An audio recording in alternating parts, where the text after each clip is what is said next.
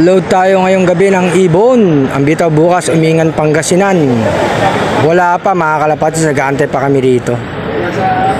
Load ko yung dalawang ibon, si Dalubasa at saka si babaeng Stichelbot mga kalapatids. Marami ng panshare na nag-aantay dito.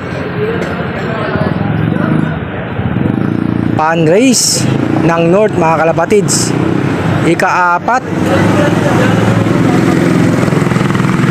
Antay tayo, dumating yung coordinator.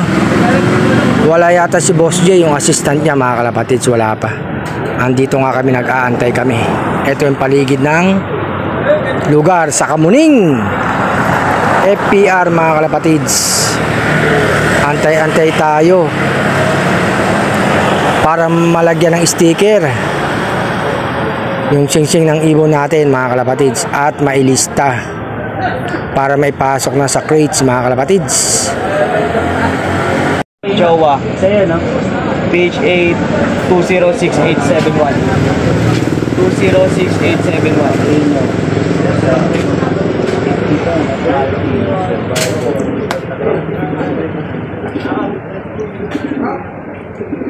ito yun, good see.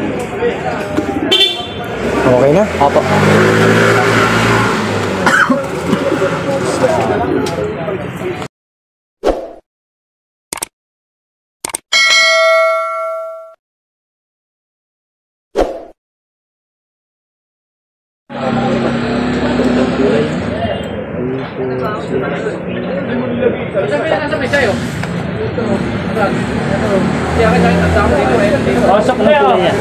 Page 8 245-757 245-757 Jowa. Hindi.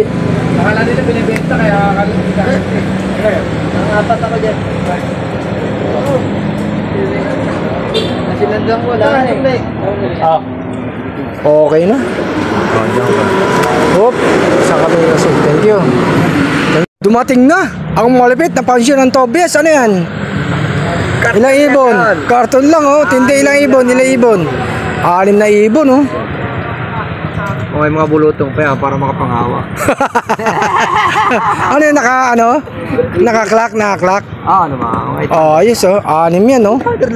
Oo, para share lang sa no? Para makakuha ng bulok.